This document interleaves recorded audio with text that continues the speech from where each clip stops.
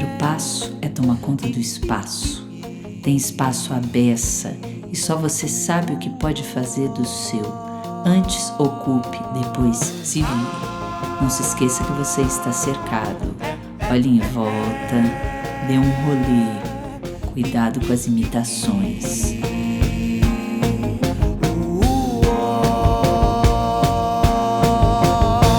A matéria dessa videoaula é um pouquinho o que eu faço para me preparar, o que eu acredito que me alimente, porque é isso. Às vezes uma coisa que serve para mim não serve para você.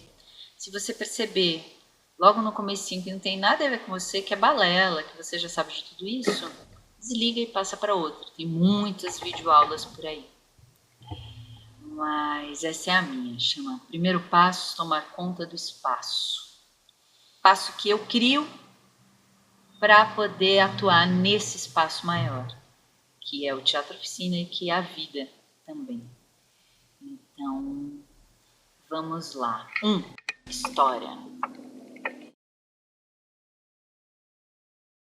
estou sentada no camarim onde eu sentei quando cheguei no Teatro Oficina, que o Zé, muito sábio, me colocou para ser o duplo da Vera Valdez. Que beleza! Eu sempre me chamei Vera Valdez, que é o nome do meu pai. E na França, como é seu nome? Vera Barreto Leite. A Vera Valdez. Por favor. Então, eu ficava no camarim do lado dela, observando tudo. E ela era muito meticulosa e era muito bonito o camarim dela. Eu lembro perfeitamente da luz desse camarim, que era completamente diferente. Tinha um luxo, tinha uma cortina branca de era, estava tudo assim encerado. E tinha uma luz, mais luz de camarim, com uma foto de uma dama com um saiote imenso com a bandeira de São Paulo, que provavelmente foi uma foto que ela se inspirou para fazer o figurino de Era quando atravessava a pista. Vera tinha uma bancada impecável, uma toalhinha assim muito delicada com cada pincel e as maquiagens todas com muita história. Tudo que tinha no camarim da Vera tinha uma história imensa e dava para ver claramente que eram objetos que ela precisava para o ritual dela para entrar em cena, porque é uma grande bruxaria estar em cena. Não tem como não ser, ainda mais nesse espaço aqui. É uma grande, imensa bruxaria. Umas coisas assim muito cuidadosas, muito antigas, que certamente ela tinha escolhido para aquilo. A Vera é o tipo de pessoa que tinha um grampo certo para o coque específico. Eram coisas muito minuciosas, muito delicadas. E essa precisão dela me ensinou demais. Eu acho que eu queria começar por isso, lembrando nessa memória do que me trouxe até esse ritual. E certamente foi a Vera Valdez. Será que o meu orgulho é assim? Doce. Olha a boca. É docíssimo. Uma bicha, né? É doce. E aí a comunista, né? Isso aqui pertenceu também a dona Lina. Lina Bovary, seu sequestro. Para ficar aí, com ele e um Fidel no peito. Dei minha geração, né? Mamãe me deixava onde? Hein? Onde é que você deixava os seus filhos? No teatro. No teatro. Na porra do teatro. Na coxinha. Claro. No camarim. É. Então, com 7 anos de idade, 7 anos de idade, eu assisti Vestido de Noiva, direção de um polaco. E aí assisti os ensaios de Nelson Rodrigues, que a mamãe fazia todos os Nelson Rodrigues. Devia achar chato ficar naquele camarim, até acordada de madrugada, mas comia aquele cachorro quente maravilhoso. Como é que elas conseguiram nos criar desse jeito, meu Deus? Que viraram também. Então é isso. Foi essa Você observação aprendeu dessas mulheres. Sim. pelas mulheres do teatro. Pelas mulheres revolucionárias. Porque elas eram consideradas putas. No meu colégio, eu era vista como filha de uma prostituta. Porque teve Era essa época, atriz. né? Que a atriz... Ah, é. Mas elas eram mesmo. Eu adoro quando eu desço e grudo naquela tábua do lado de cá e pego aquele rabo da seca, por exemplo, e desço e segurando ali. Quando eu chego ali embaixo, ela já chega o bicho. Já chega o bicho. O teatro é ótimo, porque ele te dá tudo isso. E é isso que a gente tem, nós atrizes. Se fazer desejar ou odiar. Né? Passar aquilo de qualquer maneira. E convencer a pessoa a entrar. Depois fazer... É isso que traz a tesão, né? Ser atriz, você representar... não adianta ter um corpo bonito e você saber que tem um corpo bonito, então você acha que isso que é importante. Então você entra com o teu corpo bonito e diz assim, esquece teu corpo, porque teu corpo é bonito. Então pronto, né? Esquece isso. Entra sem pensar no teu corpo. Entra com o que você vai fazer lá dentro. Quando você abriu aquela porta, o que você vai fazer ali dentro? Quando você desce para a cena, o que é isso? Você já tem que vir com isso transformado. Teu corpo não é mais teu corpo. Como é que você entra de bacante dentro daquele teatro? Você entra com aquele olhar, né? Que não é cotidiano, né? Apesar de carregar tudo, Não, mas não, claro, não. É outra magia. Mas já a personagem está pronta. Aquela personagem é aquela personagem. Ela não é outra. Ela não é outra mesmo. É o prazer de chegar naquele lugar que você construiu. Fazer a sua arte. Aquilo que você acha que ali você se localiza como artista. Você e fica sente o prazer da arte, né? Por isso que a gente cuida também do camarim. Porque tem que estar ali preparado para você se transformar. Aí eu sei onde é que está a maquiagem. A Aninha fala, a Vera vai decorar. Qualquer lugar que você vai. Joga um pano, joga um pano, esses panos africanos, jogo... Vou pondo alguma coisa que eu comprei em outro lugar. Vai virando a minha toca. Tem que ser, né? Sim. Porque ali é onde eu deliro. Onde é que você delira? Então é quarto, depois é a comunidade. Sim. Depois é a comunidade ou o público. Tem que criar esse Você cantinho, né? Você tem que ter a tua vibração, isso seguramente. Eu tava meio de saco cheio da escola de teatro, sei lá, não tava mais fazendo sentido pra mim. E eu falei com um namorado meu da época, que atuava na oficina, eu falei, poxa, eu vou lá.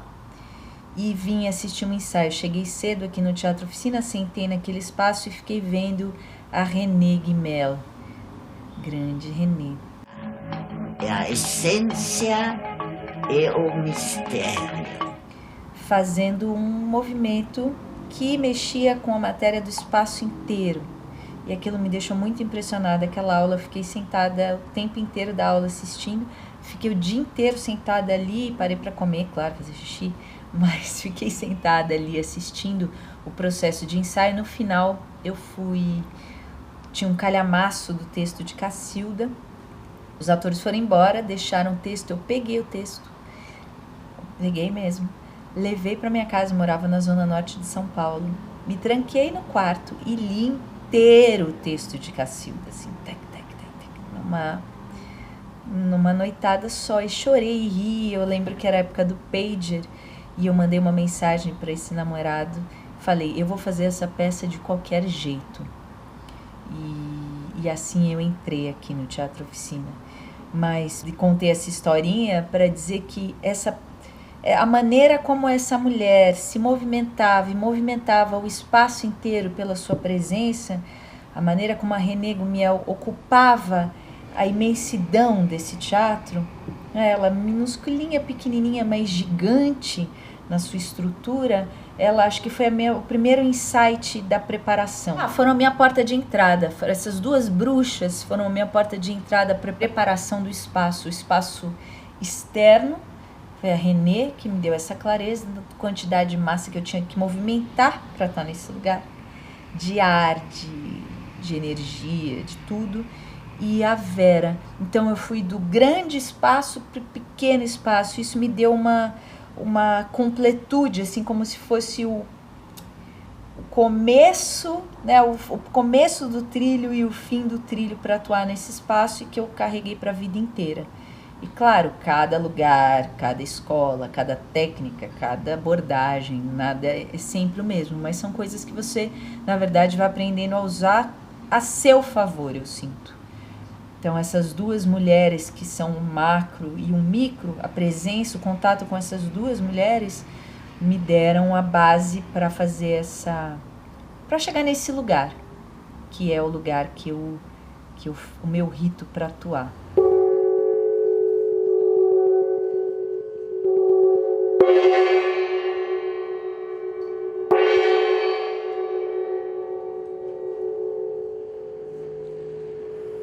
O ofício do ator é um trabalho de profundo rigor, profunda concentração. Sim, ele se equipara a um trabalho de filho de santo, de um terreiro, a um treinamento de monge das tradições tibetanas. Ele não é sacro, ele é profano religioso. Religioso no sentido arcaico, ligação, foco, criação de campo magnético. Primeiro é preciso saber profundamente sobre si, quais são as suas ferramentas, quais são as suas falhas, quais são as suas lacunas. Nossa vida é a eterna busca pela lapidação de nosso instrumento, como um músico que treina horas pela execução da sua nota, como está acontecendo ali fora. Mas o instrumento somos nós mesmos, nosso corpo, nosso intelecto, nossa subjetividade. Então se trata de andar pela vida acionando e desacionando coisas que não nos alimentam, coisas que nos alimentam, liberando espaço para que essa complexidade que é dar vida a outro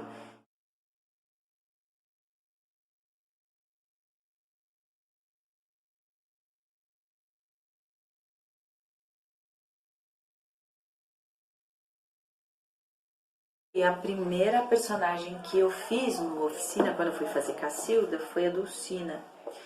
E ela fala uma coisa muito interessante nessa história, porque se é você, se não é você, acho que cada ator encara a sua encarnação de um jeito. Mas ela fala uma coisa que eu gosto muito, que é assim, numa entrevista que ela deu. Você é muito você, mas é outra pessoa quando representa. Aí ela fala, sou, eu me convenço que sou, eu sei que sou, eu sou outra pessoa quando represento. É ela através de mim, é um encontro entre nós duas. Eu sou a personagem, por isso eu trabalhei, para conhecê-la, compreendê-la, amá-la. Eu me entreguei, eu lutei por isso. Então, eu a conheço, porque se eu não conseguir me concentrar para passá-la, o que é que eu estou fazendo naquele palco? Não devia estar lá, devia estar em casa mesmo. Querendo ou não, o ator é obrigado pela própria natureza de seu trabalho a ser outra pessoa, outras pessoas. E conviver com outros atores que, como ele, estão no jogo prazeroso de também serem pessoas diversas. Conscientes ou não, todos vão mergulhando em análises sucessivas, às vezes enredadas, de personagens que, ao mesmo tempo, apesar de existirem no papel apenas, também são seres humanos. Cabe ao ator absorvê-los, dar-lhe dimensão, carne e osso. Plefit! É isso aí, é isso que a gente faz, é o nosso ofício. Olha, esse livro é demais. Ele fomenta o que eu estou dizendo. Então, para esse momento, isso é fundamental. Aí eu achei outra coisa fomentando a minha primeira frase, que é o trabalho do ator equivale a um sacerdócio, que é uma fala da Fernanda Montenegro sobre o nosso ofício, que eu achei muito bonita. Então, ó, olha o que ela fala. Vou falar pela cara dela, ó, mais bonito, né? No meu ofício há uma zona obscura que escapa à minha compreensão e que só posso comparar a certas vivências místicas. Por esse indecifrável sentir, entendi e respeitei o fato de minha irmã Áurea ter se tornado uma vocacionada sacerdotisa do candomblé. Então é isso, aquela frase que eu li no começo, que ele se assemelha a um ofício de santo. Ele não é, mas tem um pedaço dele que realmente exige uma concentração ritual. Não fui eu que inventei, ela embasou a minha fala, olha aqui, ó. Fernanda, deusa. Como é que eu vou dizer? Embasar o que eu tô dizendo, porque às vezes eu falo uma coisa e falo, não, é isso que eu tô falando é besteira. Mas aí eu leio uma coisa dessa e falo, não, tem a ver. Deixa eu baixar aqui pra gente falar olho no olho. Cadê? Aqui. Quanto mais a gente sabe de si, mais a gente consegue não compartimentar, mas descobrir quais são as características que você quer levar para a cena, quais são as que têm a ver com essa personagem que você vai viver, quais são as que não têm a ver. E você reserva, eu acredito nisso, você compartimenta, você desenha, você se molda, é isso que ela falou, você estuda, você luta por aquilo, para ter essa possibilidade de fazer, dar vida a essa personagem.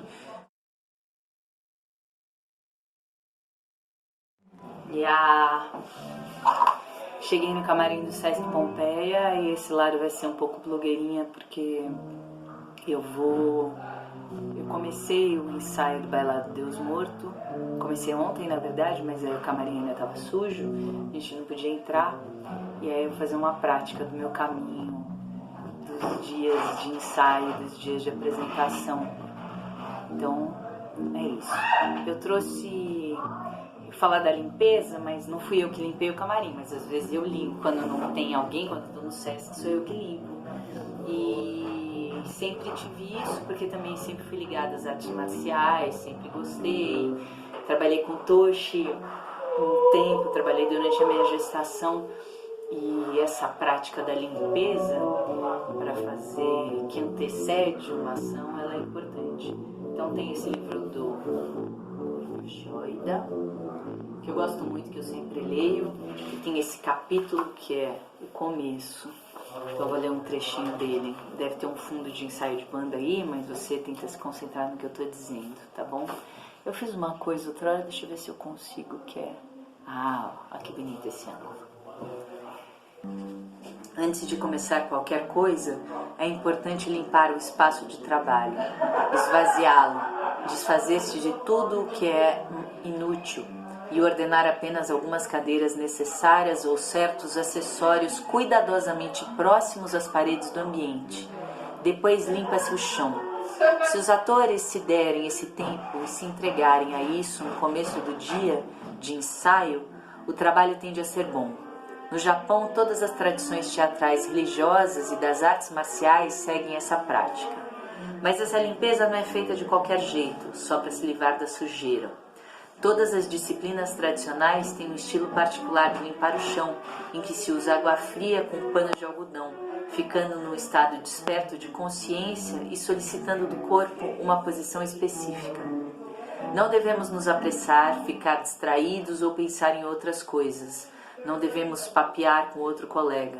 Tudo isso é extremamente difícil, mas é algo muito bom para treinar a concentração que o ator necessita. Existe um conceito que se encontra na antiga filosofia budista indiana, o samadhi, que se refere a um nível particular de concentração profunda. É disso que a gente está falando, um nível particular de concentração profunda.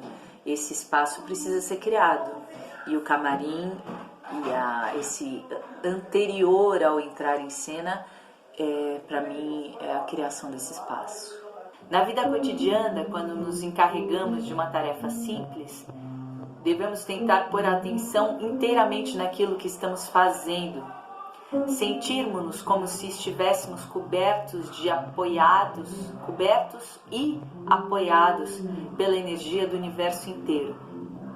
Normalmente nossos pensamentos escapam para todos os lados, estamos limpando o chão, mas nos esquecemos do que estamos fazendo e acabamos pensando no que aconteceu no dia anterior, no barulho irritante que fazem nossos vizinhos ou na conta de luz que precisamos pagar. Nesse estado é impossível ser envolvido pela energia do universo.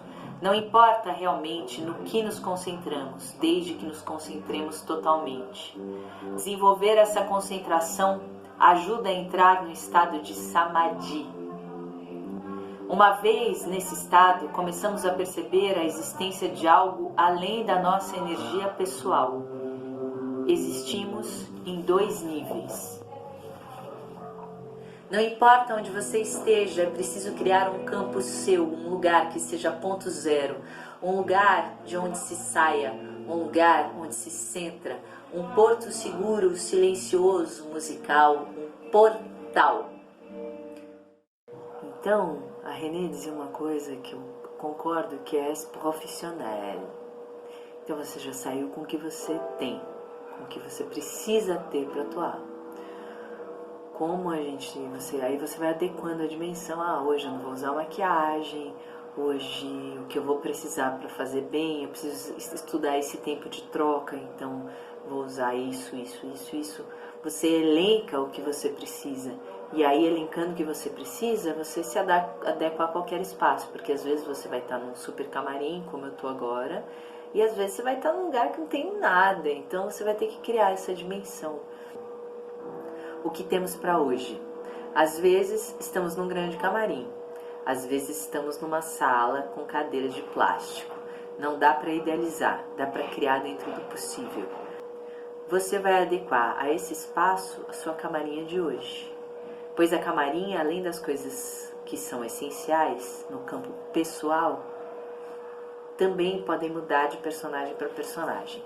Que é isso, aqui pro bailado eu preciso de coisas muito específicas. Eu preciso da máscara do bode que tá ali, preciso ter uma cinta de microfone preta, primeiro ato, o segundo eu tenho que encaixar o microfone do bode. São pequenos detalhes de treino que eu vou adequando para cada peça. Então cada personagem cria uma camarinha. Aqui. A possibilidade de adequar o espaço é isso. Às vezes você tem um camarim como esse que é só meu, às vezes você não tem. E aí como é que você vai criar esse espaço? Você vai pegar uma cadeira, você vai usar um lenço. Para mim, criar esse pequeno detalhe. Peraí, deixa eu recusar aqui uma chamada. Me ligaram no meio da coisa. Então, coloquei. Como se demarca um território? Como se cria um campo mágico? Pois estamos falando sim de ritual. Um lenço, uma fita, seus talismãs, a sua primeira galharufa, a foto de alguém amado, de um ator, incenso, óleo, água. Nada, vazio? Você escolhe. Criar seu canto na dimensão possível, dar-lhe cara, organizar. O que precisa? O que você precisa? O que te inspira? É preciso uma estética, é preciso uma beleza. E isso não significa exatamente decoração, frufru. Pode ser a coisa mais simples, mais Lina Bardi, concreta e crua. Ela precisa ser o seu ponto de referência. Hoje é um ensaio técnico. O diretor acabou de dar uma direção muito especial que ele falou: não queiram passar de uma coisa para outra. Não existe isso. Existe jogar, deixar aquele espaço acontecer, a cena acontecer, aquela intenção acontecer. Então, para você estar presente nessa dimensão de criação, que é ter calma para jogar o ao vivo das coisas, que o ao vivo de hoje vai ser completamente diferente do ao vivo de amanhã com o público, você precisa estar muito preparado para ter essa camada. E esse canto do camarim é fundamental.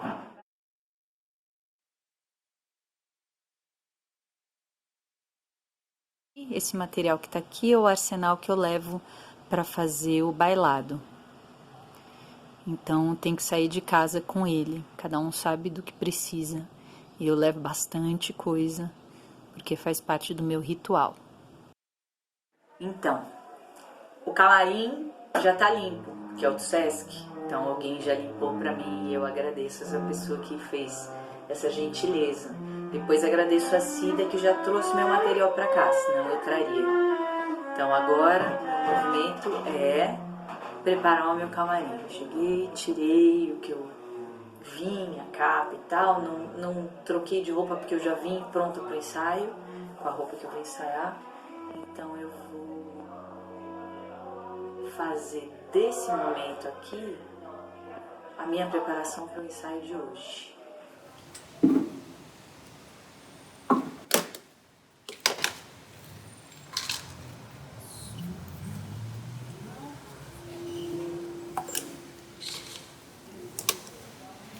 Então, a primeira coisa é organizar o espaço com as coisas que realmente eu vou usar no dia. Então, tudo isso aqui é o que eu uso para fazer o bailado. Porque não é uma coisa assim de chatice, mas às vezes você chega no camarim e não tem luz, não tem tempo. Então, se você souber exatamente onde está, é muito mais fácil de você chegar e no pouco tempo que você tem, você conseguir fazer uma maquiagem direito. Não é? Além de ser uma questão assim de meu ascendente virginiano, é uma questão de otimizar o tempo que você tem. Se você souber a posição das coisas, então, às vezes eu tô aqui e eu me preparo no segundo ato com a cena rolando, eu não posso acender a luz. Tem que fazer no lusco-fusco assim da luz do banheiro, então tem que saber onde está o pincel, qual é o pincel, qual é a tinta, qual é a maquiagem, para conseguir fazer direito. Por isso a organização. E outra coisa também que eu acho fundamental que aconteceu ontem, no ensaio de ontem, é isso aqui. Eu fui pôr a máscara, para entrar em cena. Aí a máscara estava sem elástico. Se eu não tivesse pego todo o meu figurino e verificado peça por peça, todo dia você tem que fazer isso, porque acontece isso, às vezes um negócio quebrou e você não pensou nele, aí você vai entrar em cena e ele está quebrado. Então ontem, se não fosse ensaio, eu teria me ferrado, porque eu tinha tirado o elástico da minha máscara, não tinha recolocado, ela foi guardada com isso, e se eu não tivesse verificado todo o meu material antes, eu não teria conseguido entrar em cena a tempo. Então, uma das coisas que eu digo também é isso, a preparação não é uma frescura, ela é uma necessidade. Momentos finais. A personagem foi criada. Você já reparou como está diante de um espelho? É um começo de trabalho de foco. O olhar mira a precisão do traço, compara a simetria das linhas, cria os volumes. A maquiagem tem o poder de ligar você a você e conduzir você nessa ponte para a entidade desconhecida. Não desperdice. não tagarele. Em instantes você vai ser exposto às condições do dia, a um infinito de universos chamado público.